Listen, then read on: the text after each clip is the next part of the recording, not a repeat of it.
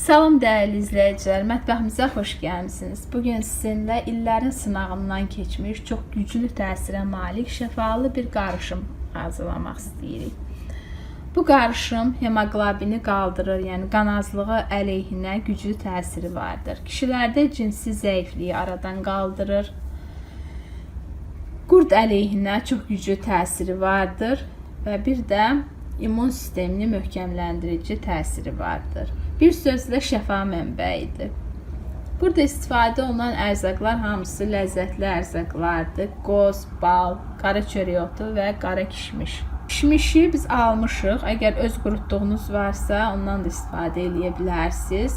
Yuyub qurutmuşuq. Bir təmiz pambıq parçanın üzərinə sərib qurutmuşuq. Qozdan istifadə olunur reseptdə, amma xoşlamırsınızsa bunu badamla əvəz edə bilərsiniz. Qozu və badamı özünüz alın, sındırın. Çünki sınmış ləpələrə xüsusi kimya maddələr vurulur ki, uzun müddət qalsın. Bu orqanizmimiz üçün ziyandır.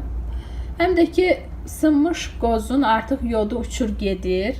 Ona görə də təzə-təzə sındırıb istifadə edəndə onun tərkibi yodla zəngin olur. Bir də qozun özümüz sındıranda arı pərdələri olur. Bu da yodla zəngindir.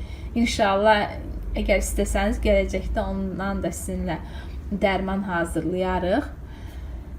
Qara çörək otu, saf bal. Balı alanda inandığınız yerdən təmiz bal olmalıdır bu resept üçün ki, şəfa tapasınız.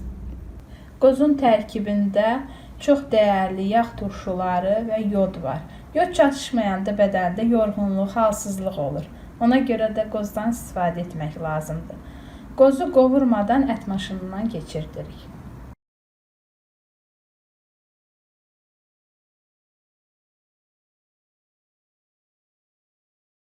$80 qram qara çörək otunu da qəhvəyidən də üydürük.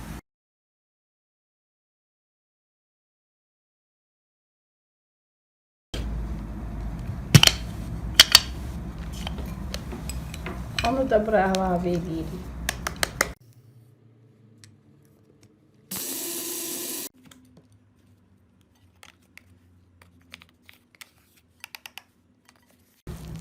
Yaxşı-yaxşı qarışdırırıq.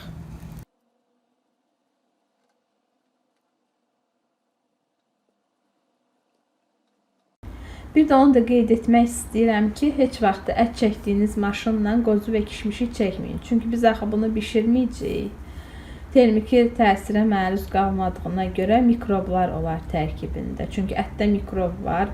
Maşını nə qədər yuysanız da o girintilərində, çıxıntılarında mikroblar qalır.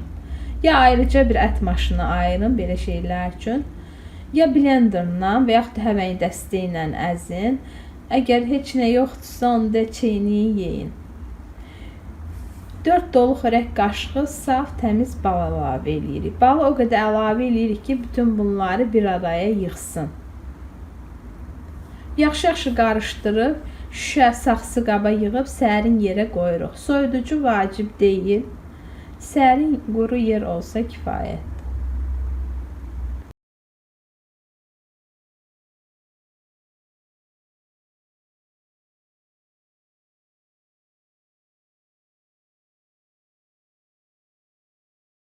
Dəyərli, şəfalı qarışımımız hazırdır. Bu immun sistemini möhkəmləndirir. Bədənə güc-qüvvət verir. Bədəndə olan, bağırsaqlarda olan qurdları, parazitləri öldürür. Xəstəliklərdən qoruyur. Cinsi zəifliyi aradan götürür. Bir sözlə çox şəfalı bir qarışımdır. Qəbul qaydası ya gündə bir dəfə, yeməkdən 1 saat qabaq 2 xörək qaşığı və yaxud da onu bölün. Gündə 2 dəfə, yeməkdən 1 saat qabaq hər dəfə 1 xörək qaşığı yeyin. Yeyilmə qaydası da belədir. Birdən-birə udmursunuz. Az-az götürürsünüz, ağzınızda biraz çeynəyirsiniz. Ağız suyu ilə qarışdıraraq yeyirsiniz. Tədricən soraraq yeyirsiniz. Ağız suyunda da fermentlər var. Bilirsiniz ki, həzm ağızdan başlayır. Belə eləyəndə təsirli olur. Sadaladığım faydaları ilə yanaşı bu macunun çox önəmli bir faydası da var ki, bu da onun tərkibində B17 vitamininin olmasıdır.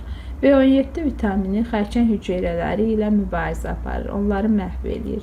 Yəni immuniteti qaldırmaqla xərçənglə mübarizə aparır. Profilaktik məqsədlə ara sıra bu qarışımdan istifadə etmək məsləhətdir. Bu qədər. Əgər videonu bəyəndinizsə, videonun aşağı hissəsindəki barmaq yuxarı işarəsini basmağı unutmayın. Bizə şərh yazın. Şərhləriniz sizin bizə kanalımıza dəstəyinizdir. Şərhlərinizi gözləyəcəyəm. Həmişə sağlam olun.